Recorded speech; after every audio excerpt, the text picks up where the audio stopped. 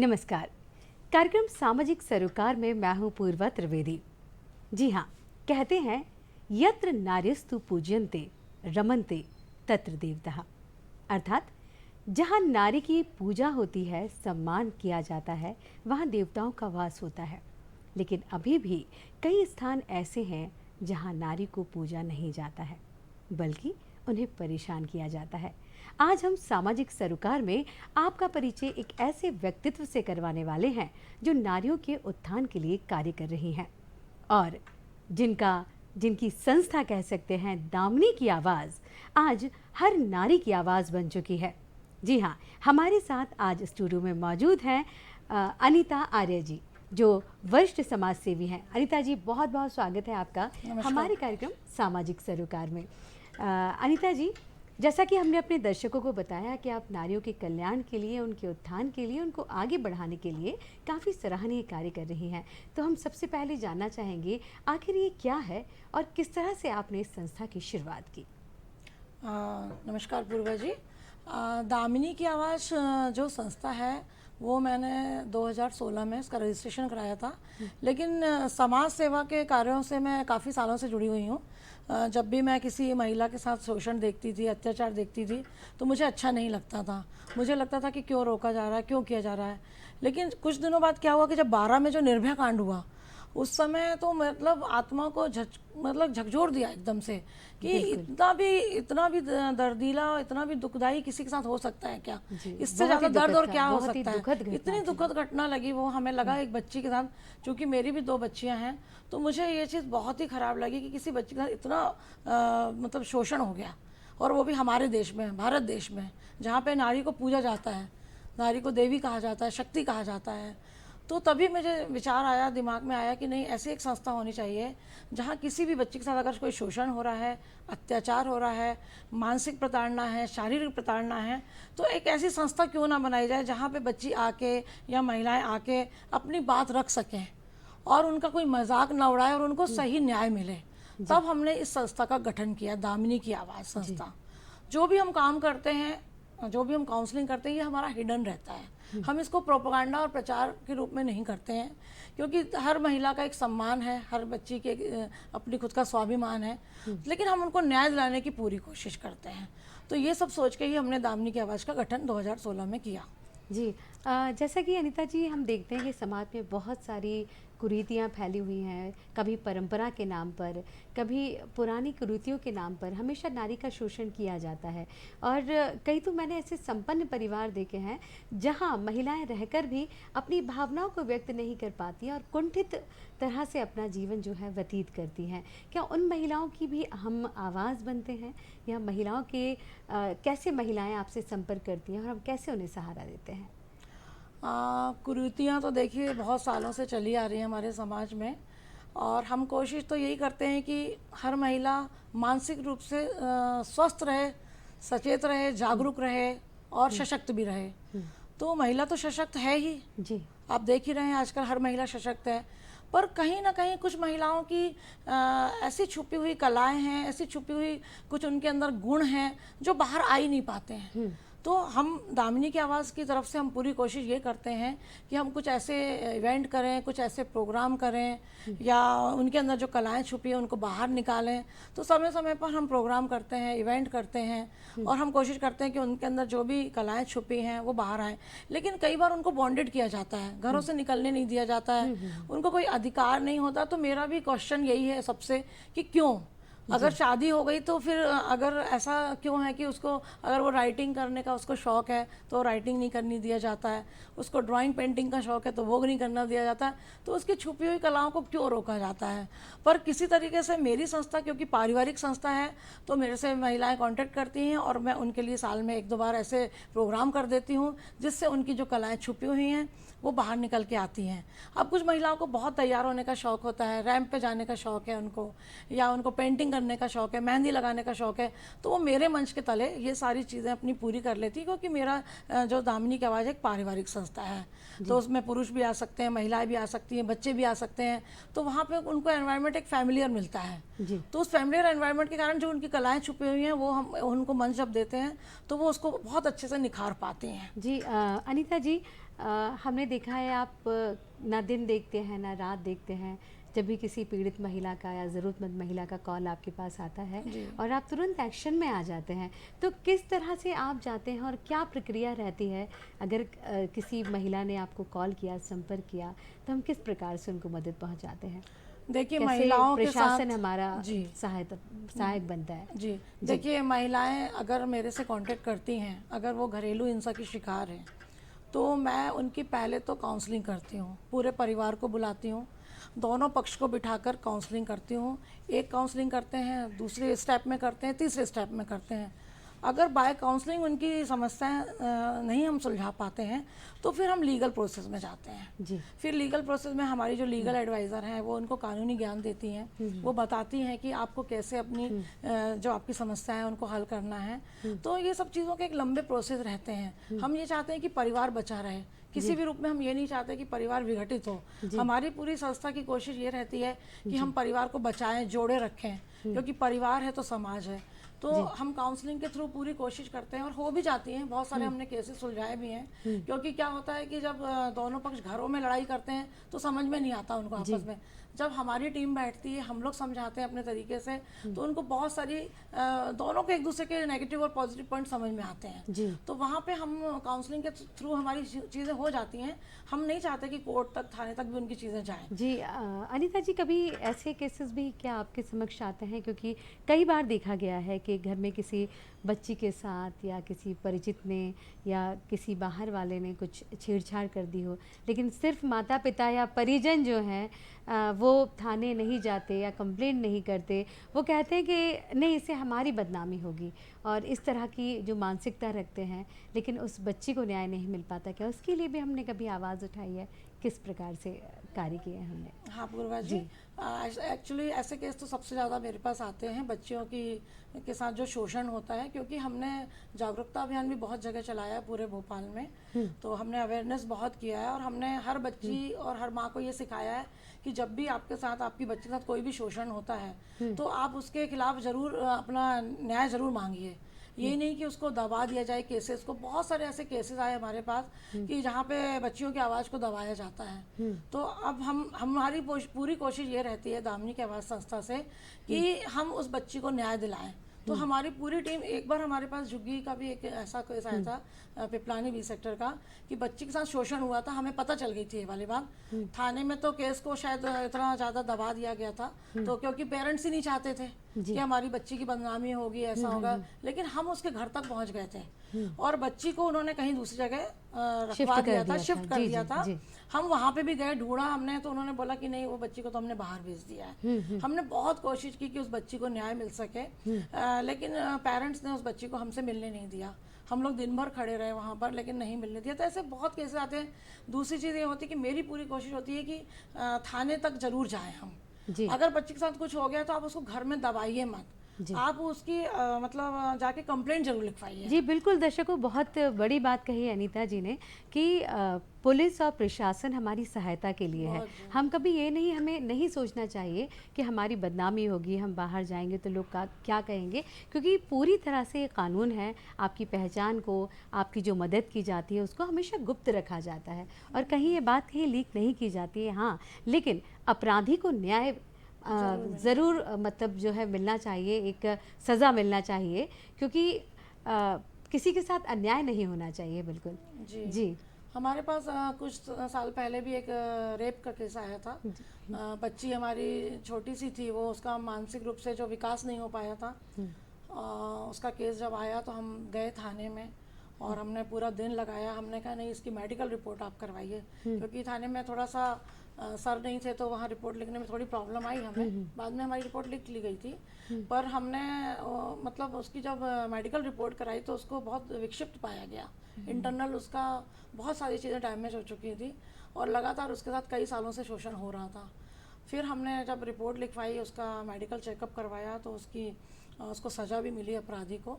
और ये हमारा बहुत अच्छा एक अचीवमेंट था कि हमने अपराधी को सज़ा दिलवा के ही माने हम। और ऐसे कई बच्चियों के केस आते हैं, तो बच्चियां के जो माँ बाप हैं वो सोचते हैं कि नहीं हमारी बच्ची की बदनामी होगी, लेकिन बदनामी से ज़्यादा उनके साथ जो शोषण हुआ है, अत्याचार हुआ है, तो आपको कंप्लेंट लिखाना जरूरी है। और थाने जाना, थाने बने किसके लिए हैं? थाने तो हमारी रक्षा और सुरक्षा के लिए बने हैं। आज हम यहाँ सुरक्षित बैठे तो किसके कारण बैठे हैं? क्योंकि पुलिस प्रशासन हमारा साथ देता है, सरकार हमारे साथ देती है। और अब तो ये सुविधा हो गई है कि आप थाने नहीं भी जाओगी तो एक महिला का जो बयान है वो घर पे बैठ के लिया जा सकता है। अगर कोई महिला थाने नहीं जाना चाहे तो वहाँ से 2 महिला पुलिसकर्मी आ जाएंगी और घर पे बैठ के उनका बयान लिया जा सकता है। बिल्कुल अनीता जी, अगर प्रत्येक महिला और परिजन ये सोचने लगे कि हमारे साथ हमारी सहायता के लिए काफ़ी लोग हैं, पूरा समाज है, प्रशासन है, पुलिस है, तो ये घटनाक्रम होना बहुत हद तक बंद हो जाए। क्योंकि लोगों को ये पता रहता है कि हम कुछ भी कर लें लेकिन ये तो आगे बढ़ेंगे नहीं, कुछ होना जाना नहीं है। अपराधी भी अगर ये सोच के बैठ जाता है कि नहीं कोई वहाँ तक तो पहुँचेगा नहीं, तो इस तरह से लोग जो है सज़ा से बच जाते हैं। अनीता जी, जैसा कि आपने बताया था हमें कि आप महिलाओं को इस तरह की शिक्षा देने के लिए, सामाजिक किस तरह से उनको रहना चाहिए, गुड टच बैड टच के लिए झुग्गियों में भी जाती हैं और महिलाओं को जाके अवेयर करती हैं, वो किस तरह से कार्य होता है? जी पूर्वा जी, हमने बहुत अच्छी मुहिम चलाई हुई थी जी। कोरोना काल से हमारी मुहिम थोड़ी बंद हो गई, लेकिन हम उसको रीस्टार्ट करेंगे। हम भोपाल के पूरे जितने भी स्लम एरिया हैं जी, और जितने भी हमारे गवर्नमेंट स्कूल्स हैं और जितने भी गर्ल्स हॉस्टल्स हैं, इन सबको हमने टारगेट किया जी। हमने यहाँ पे जाके जागरूकता अभियान चलाया, अवेयरनेस प्रोग्राम किए। हमारे साथ हमारी टीम में legal adviser, martial art trainer, educational जो हमारी जो मैडम्स हैं, वो सभी लोग जाते थे, हम लोग पूरी टीम जाती थी जी। तो हर तरीके से हम वहाँ पे माओं को बिठा के, बच्चियों को बिठा के उनकी स्वयं की वो रक्षा और सुरक्षा कैसे करेंगी इस बारे में जानकारी देते थे। आसपास के पुलिस थाने के उनको नंबर देते थे, 100 डायल उनको सिखाते थे।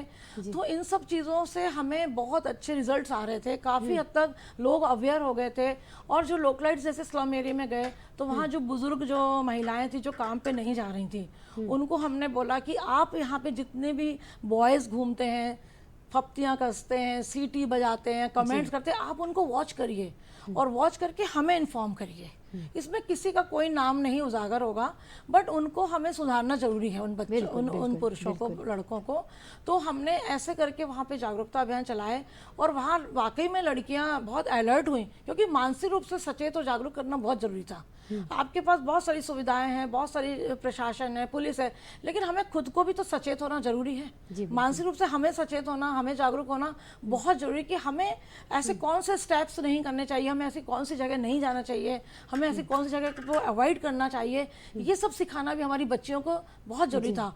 और माँ का और बच्ची का दोनों का तालमेल, दोनों की जो बॉन्डिंग है वो बहुत स्ट्रांग होनी चाहिए। बिल्कुल। अभी रिसेंटली हमने जैसे कि एक फिल्म देखी है केरला स्टोरी, उसमें भी हमने जो चीज़ नोटिस की है, हम किसी फिल्म के बारे में या किसी चीज़ के बारे में डिस्कशन नहीं करना चाहते, बट हमने एक चीज़ जो नोटिस की है कि बच्ची का माँ के साथ बॉन्डेशन होना बहुत ज़रूरी है। जी बिल्कुल दर्शकों, चाहे फिल्म की नहीं, ये तो हमारे बिल्कुल रियल समाज की यही चीज़ मांग है। क्योंकि जब तक हम अपने बच्चों से खुलेंगे नहीं, अपनी बच्चियों से हम खुल के बात करना नहीं सीखेंगे, हम उनको अपना दोस्त नहीं बनाएंगे, जब तक शायद कहते हैं कि वो हमें अपनी सारी बातें शेयर ना करें या हम उनको ऐसे बांध के रखेंगे। देखिए, बच्चियों को समाज में खुलकर जीना सिखाना या किस तरह से उन्हें सशक्त बनना है और लोगों के बीच में डट कर रहना है, ये सब पेरेंट्स को ही ये चीज़ सिखानी पड़ती है। बिल्कुल सही बोल रहे हैं आप। और अभी तो हमारे स्कूलों में भी इस तरह की शिक्षा दी जा रही है और बच्चियों को स्ट्रांग बनाया जा रहा है ताकि वो समाज में अपनी पोजीशन के साथ बिल्कुल स्ट्रांग तरीके से रह सके। अभी अनीता जी, जैसे कि आपने बताया कि महिलाओं के लिए आप जाती हैं और इस तरह से कार्य करती हैं उनके उत्थान के लिए, तो आपने बताया कि उनकी शिक्षा के लिए भी आपने कई मुहिम ऐसी चलाई हैं, शिक्षित भी आप उनको करती थी, तो क्या वही झुग्गी बस्ती में जाके या कोई क्लासेस वगैरह लेती थी? देखिए क्या होता है, जब हम लोग जागरूकता अभियान करते हैं तो हम वहाँ ये भी पूछते थे कौन सी बच्ची स्कूल जा रही है कि नहीं जा रही है, बच्ची है बच्चा है। हम लोग ने ये भी उनको प्रेरित किया कि स्कूल जाना बहुत ज़रूरी है। अक्सर देखा गया है स्लम एरिया में कि 5वीं पढ़ा लिया उसके बाद बिठा दिया घर पे, 8वीं पढ़ा दिया उसके बाद बिठा लिया, बच्चे स्कूल जाते ही नहीं हैं। आप सरकार ने देखिए कितनी अच्छी मुहिम छेड़ी होगी, मध्याह्न भोजन रखा है। मध्याह्न भोजन रखने का भी एक यही था रीज़न कि जो गरीब तबके के लोग थे उनके पास खाना नहीं है, भोजन नहीं है, तो सरकार ने ये बोला कि आप आओ, खाना वहीं मिलेगा आपको। तो बच्चे गए, स्कूल में गए बच्चे, वहाँ पे एडमिशन्स की जो संख्या थी वो बढ़ी। सरकारी स्कूल में देखा हमने कि अब संख्या बहुत अच्छी बढ़ रही है, तो अब बच्चे जाने लगे। तो हमने अपनी मुहिम में ये चलाया कि एजुकेशन मस्ट है, पढ़ाई ज़रूरी है, आप कुछ भी कर लें लेकिन आपके लिए एजुकेशन बहुत ज़रूरी है। तो हमारे साथ जो महिलाएं जाती थी, हमारी टीम के जो मेंबर जाते थे, वो लोग एजुकेशन के बारे में बताते, एजुकेशन का क्या महत्व है। एजुकेशन करने के बाद, पढ़ाई लिखाई करने के बाद आपकी सोचने समझने की क्षमता ही बढ़ जाएगी। आप एक अलग तरीके से सोचोगे, आपको कोई मिसगाइड नहीं कर पाएगा। आपको अगर आपको नॉलेज होगा तो आपको कोई भी मिसगाइड नहीं कर सकता है। बिल्कुल। जैसे हमने बोला कि पेरेंट्स का फाउंडेशन बहुत ज़रूरी है, तो बच्चों को भी नॉलेज होना बहुत ज़रूरी है, पेरेंट्स को भी नॉलेज होना बहुत ज़रूरी है। तो एजुकेशन इज़ मस्ट। उसके बाद हमारा जागरूकता अभियान चलता था, अवेयरनेस को लेके, अपनी सेल्फ सेफ्टी को लेके। उसके अलावा हम मार्शल आर्ट ट्रेनर को ले जाते थे, लीगल एडवाइजर को। कुछ नॉलेज हमें होना चाहिए, हर महिला को होना चाहिए कि हमारे अधिकार क्या अगर किसी महिला की सहायता के लिए आप जाती हैं तो आपके साथ आपके वकील भी रहते हैं, पूरी टीम आपकी रहती है, लीगली आप उसकी प्रोसेस करती हैं। जी अनीता जी, इस समय पूरे देश की महिलाएं जो हैं आपको देख रही हैं और निश्चित तौर पर उनके मन में कहीं ना कहीं विचार आ रहा होगा कि हमारे आसपास अगर ऐसी महिलाएं हैं या वो स्वयं भी आपको देख रही हैं और अगर आप तक पहुंचना चाहती हैं, आपसे संपर्क करना चाहती हैं, वो चाहती हैं कि आपकी आवाज़ भी हमारी आवाज़ बनकर उभरे और शायद कहीं ना कहीं उनके मन में भी एक रोशनी की किरण जागृत हुई होगी कि कहीं ना कहीं कोई हमारे लिए भी ऐसा कार्य कर रहा है। तो मैं चाहती हूँ कि किस तरह से वो आपसे संपर्क कर सकती हैं, अगर आपका कोई कॉन्टैक्ट नंबर है या कोई वेबसाइट है जिसके माध्यम से महिलाएं आपसे जुड़ सकती हैं, तो हम चाहेंगे कि वो आप हमारी महिलाओं को बताएं। जी पूर्वा जी, मेरा है कॉन्टैक्ट नंबर, मैं दे देती हूँ वो भी।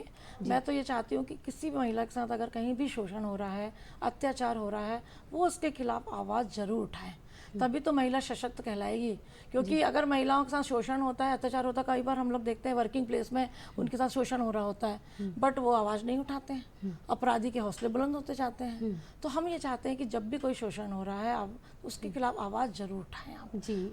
क्योंकि आप अगर एक अच्छे ओहदे पर बैठी हैं, आप पायलट बन गई हैं, कलेक्टर हैं, आप बहुत अच्छी इंजीनियर हैं, लेकिन कहीं ना कहीं अगर आपके साथ कुछ हैरेसमेंट है तो उसके खिलाफ आवाज़ ज़रूर उठाएं। आप अपराधियों के हौसले को बुलंद मत होने दीजिए। और मेरा कॉन्टैक्ट नंबर है 8827610344। इस पे आप एनी टाइम कांटेक्ट कर सकते हैं। मैं हमेशा आपके लिए खड़ी हूँ, हमेशा तत्पर हूँ। किसी भी बच्ची के साथ कोई घटना होती है, कोई उसके साथ मानसिक प्रताड़ना होती है, शारीरिक प्रताड़ना, मैं चाहूँगी एक बार और आप धीरे धीरे हमारी महिलाओं को ये नंबर बता दें। और महिलाओं, आपसे मैं बिल्कुल ये विनती करूँगी कि आप भी इस नंबर को नोट करें। अगर आपको इस नंबर की ज़रूरत नहीं है तो आपके आसपास अगर कोई ऐसी महिला आपको दिखती है जिसको ज़रूरत है, जो अपने आप को बाहर निकालना चाहती है, समाज में कुछ करना चाहती है, तो बिल्कुल आप उसे ये नंबर दे सकते हैं, उन्हें मदद निश्चित तौर पर मिलेगी। जी अनीता जी, क्या नंबर है आपका? 8827610344, अनीता आर्या। जी, अनीता आर्य जी का ये नंबर है और आप कभी भी किसी भी समय उनको कॉल कर सकते हैं और वो आपकी मदद के लिए सदैव तत्पर रहेंगी। अनीता जी, जिस तरह से आपने बताया कि मतलब महिलाओं के लिए आप उन्हें बढ़ाने के लिए किस तरह से कार्य कर रही हैं, कई बार ऐसा भी होता है कि महिलाएं सब जानते हुए भी या आप भी सब जानते हुए भी कई ऐसी महिलाएं हमारे समाज में जो चाहकर भी आगे नहीं आ पाती हैं। तो मैं चाहूँगी कि आप उनको भी एक संदेश दें कि अगर इस तरह से वो अपना कदम पीछे रखेंगी तो कैसे अपने ऊपर हो रहे अत्याचार के खिलाफ आवाज़ उठा पाएंगी। देखिए पूर्वा जी, हमें अपने अंदर आत्मविश्वास बढ़ाना पड़ेगा, क्योंकि कई बार महिलाएं बहुत सारे शोषण का शिकार होती हैं और सालों साल होती हैं। ऐसा भी नहीं कि 1-2 साल होती हैं, सालों साल मार भी खाती हैं, पिटती भी हैं, कुटती भी हैं कई बार, लेकिन फिर भी वो आवाज़ नहीं उठाती हैं। तो मेरा हर महिला से ये कहना है कि आत्मविश्वास अपना बढ़ाइए, पढ़ाई लिखाई बढ़ाइए। क्यों हम अत्याचार सहन करें? अब वो देश, हमारा देश कहाँ से कहाँ बढ़ गया है, हम विकास के रास्ते पे चले गए हैं। आज हमारे लिए इतने सारे अधिकार बने हुए हैं, उन अधिकारों का हमें नॉलेज बढ़ाना है अपना, उन अधिकारों का प्रयोग करना है। तो वो सब क्यों महिलाएं नहीं करती हैं, क्यों शोषण का शिकार होती हैं? तो आपके अंदर, खुद के अंदर ये एक आत्मविश्वास पैदा करना बहुत ज़रूरी है कि हम अगर गलत नहीं हैं तो हम उसको आवाज़ जरूर उठाएं, और शोषण का शिकार नहीं होना है, हमें आगे बढ़ना है, अपनी कलाओं को आगे बढ़ाना है, किसी भी प्रकार का हमारे बच्चों को स्ट्रॉन्ग बनाना है, बच्चियों को आगे बढ़ाना है। उसके लिए यही है कि आप कॉन्फिडेंस लेवल अपना बढ़ाएं, आत्मविश्वास बढ़ाएं, कॉन्फिडेंस बढ़ाएं, आगे बढ़ें, अत्याचार को नहीं सहन करना है, तभी हम पूरी संपूर्ण नारी कहलाएंगे। और अगर हम आज शोषित होते रहेंगे तो हमारी पीढ़ी दर पीढ़ी वही शोषण का शिकार होंगी। और फाइनेंशियली भी अपने आप को स्ट्रांग बनाएं। आज के टाइम में ये रहता है कि बच्चियां पढ़ लिख जाती हैं, वो सर्विस करती हैं, वर्किंग में आ गई हैं सब लोग, तो हर महिला को कुछ ना कुछ ऐसे इंटरनल गुण भगवान ने दिए हैं। अगर वो बाहर जाके जॉब नहीं कर सकती तो घर में बैठ के कुछ कर सकती हैं। मैं भी तो एक हाउसवाइफ हूँ, लेकिन बीइंग अ हाउसवाइफ मैंने भी समाज के लिए कुछ काम किया। भाई समाज के प्रति भी हमारी ड्यूटी है, भाई समाज, सरकार बहुत काम कर रही है हमारे लिए, लेकिन हम एक देश के नागरिक हैं, तो हमारी भी एक मॉरल ड्यूटी ये है कि हम भी अपने देश के लिए, समाज के लिए कुछ करें। आप एक वो बने, एक उदाहरण बने, मैं एक उदाहरण हूँ, मेरे से देख के आप लोग आगे सीखिए। और सबसे बड़ी बात ये अनीता जी की नारी भी नारी को प्रेरित करती है। yes. तो ये ना कहलाए कि नारी नारी की दुश्मन है, जो कहावत होती है उसको गलत साबित करें। और अगर आप एक नारी हैं तो दूसरी नारी का सपोर्ट भी ज़रूर करें। बल्कि नारी के अंदर तो वो शक्ति होती है कि बिना MBA किए भी वो इतना मैनेजमेंट करती है, घर देखती है, परिवार देखती है, बच्चों को संभालती है। आज की नारी बहुत सचेत है और जागरूक है, और मैनेजमेंट पावर मैं समझती हूँ महिलाओं का बहुत अच्छा रहता है। आप जितने भी बड़े कॉर्पोरेट ऑफिसेज में देखेंगे आजकल लड़कियों को ही मैनेजमेंट में देखा जाता है, HR में लड़कियों को देखा जाता है, क्योंकि उनका मैनेजमेंट पावर स्ट्रांग बिल्कुल ऐसा कोई क्षेत्र नहीं है जहाँ नारी नहीं है। लेकिन उसके बाद भी हमारे समाज में कई ऐसी नारियां हैं जो आज भी आगे बढ़ने के कारण ढूंढती हैं, खोजती हैं, कैसे उनको खुला आसमान मिले, इसकी तलाश में रहती हैं हमेशा। तो बिल्कुल आपसे भी नारियों में यही कहना चाहूँगी, हमारी बहनों से यही कहना चाहूँगी कि अपने आप को आगे बढ़ाइए। और ये दुनिया, समाज बहुत बड़ा है और खुला आसमान आपके लिए बाहें फैलाए खड़ा हुआ है, लेकिन आपको आगे बढ़ने की ज़रूरत है। बिल्कुल जी। हम खुद के लिए, देखिए हम अपने लिए, स्वयं के लिए क्या कर सकते हैं, हम अपनी कैसे पहचान बना सकते हैं, इसके लिए हमें ही एफर्ट्स लगाने चाहिए। जी। कोई दूसरा आके हमें नहीं एफर्ट लगाएगा, हमें खुद को, अपने आप को कैसे स्ट्रांग बनाना है, कैसे अपनी पहचान बनाना है, उसके लिए हम क्या कर सकते हैं। एक सही दिशा को लेकर चलना है हमें। ट्रैक भी हमें चेंज नहीं करना है, हमें अपनी जिम्मेदारियों को भी निभाना है, हमें अपना परिवार भी देखना है, बच्चे भी देखना है, उसके अलावा हमें अपने आप को भी स्टैंड करना है। तो उसके लिए हमें, कहते हैं ना, स्वयं की रक्षा हमें खुद को करना है। कोई दूसरा आके नहीं, हमारे पास हमेशा कोई पुलिस नहीं रहती, हमेशा पेरेंट्स नहीं रहते, लेकिन हमें स्वयं की रक्षा, सुरक्षा, खुद को स्टैंड करना, ये खुद के ऊपर डिपेंड करता है कि आप कैसे अपने आप को बढ़ा सकते हो, कैसे टाइम मैनेजमेंट कर सकते हो। बोलते हैं ना कि जो लोग स्मार्ट वर्क करते हैं वो लोग काफ़ी आगे जाते हैं। तो स्मार्ट वर्क क्या होता है? वही काम अगर हम 3 बजे तक भी ना करें तो हमारा काम नहीं होगा। वही काम हम चाहें तो 10 बजे कर सकते हैं कंप्लीट उसको।